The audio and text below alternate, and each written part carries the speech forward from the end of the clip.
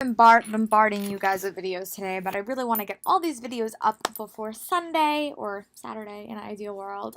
So today I'm going to talk about the Pop Sugar Reading Challenge. This is a reading challenge that is done by a website, and they come up with like 35 different prompts, and I've never actually done it before, but I was motivated to at least try it. So on my blog post, I've written all the prompts down and all the books that I'm going to try to correspond with it. I also changed over my TBR jar, and I'm going to be talking about my TBR jar in my bookish resolutions, which I will probably do today or tomorrow. But I wanted to show you guys the highlights of that challenge and what books I'm really excited to read and what prompts they correspond to. I realize that not all of these prompts is what some people consider it, but I also really want to enjoy this challenge and read books that have been on my shelf for a while. So if books don't think that they make sense to you, that's okay. It's just for fun. And if by the end of the year I'm really over on books, I might read books that more closely fit the prompt. But these are books I'm really excited to read, and they somewhat fit the prompts. So let's get into it. The first book is Ash Princess by Laura Sebastian. This book comes out in April 2018. And the prompt that this works to is authors that have the same name as you, and my name is Laura, and so is her name. So this seems to definitely fit that prompt, and I'm super excited to read this. My friend Carolina read it and was in love with it, and I love this cover. So I'm super excited to dive into it, hopefully soon. I'm going to be choosing my books that I'm going to read in January very soon. The next one is Cruel Prince by Holly Black.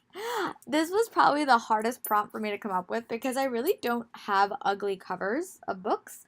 I was trying to look on my Kindle too, and I didn't really find anything. But this art cover is super not the prettiest. The real cover is gorgeous, so this is the book I'm considering for that, even though this will not be the complete cover on my shelf. But I specifically did not like this cover so much that I had to go out and buy a book because this cover was very, very ugly to me. So I think that kind of works. The next one is a child classic that you have not read, and that is A Wrinkle in Time. I definitely think I at some point read Wrinkle in Time, but I really don't remember it. So in an ideal world, I would love to read A Wrinkle in Time and then read A Wind in the Door, because I haven't read that, and I know that the movie's coming out soon, so I think that it would be a fun way to like have a little bit of like a background and then move past it, because I'm really excited for the movie. And I did like the first Disney movie that they did. I still have the DVD and I really enjoyed it as a child, so I will hopefully get to read A Wrinkle in Time and then A Wind in the Door and see if I like that. And I got this from Book Outlet at a sale a couple of months ago, so it was in my collection. The next one is To Kill a Kingdom by Alexandra Christo, and this comes out in March 2018, and this fulfills the prompt, a book take place at sea. There's also another one that might work, which is The Gentleman Guides to Vice and Virtue, book 2. This takes place under the sea, but I'm going to say that kind of works. So it's either going to be this or The Gentleman Guides to Vice and Virtue, book number 2, because she's like a pirate. She's going to be on a pirate ship, so I'm going to probably read this one first, but that one could also count in theory. The next book that I'm going to chat about is White Rabbit by Caleb Roehrig. I got this from Macmillan at New York City Comic Con, and the prompt of this is a book title with an animal in it, which is White Rabbit, and this I think is a psychological mystery. And it sounded really cool, and I really like psychological mysteries, so I will report back, and this comes out in April 2018. The next book is Things I'm Seeing Without You by Peter Bogatani, and this came in December 27. I just got this at Comic-Con, but this is a book about grief, and that's the prompt that I followed, so I'm really excited to read this one as well. And this was actually the one book I didn't get at BookCon that I wound up getting at New York City Comic Con, so I was super excited about that. And then the next book is Batman Nightwalker, which was a book that you were given as a gift, and my friend Jen gave this to me as a gift, so I am super excited to read it, and also read Wonder Woman, but this is so super short, this will probably get read first. And then the next book is Perfect Lies, and this goes along with the prompt about a book about twins. Or are they sisters? I don't know if they're very similar, so I think it might be sisters.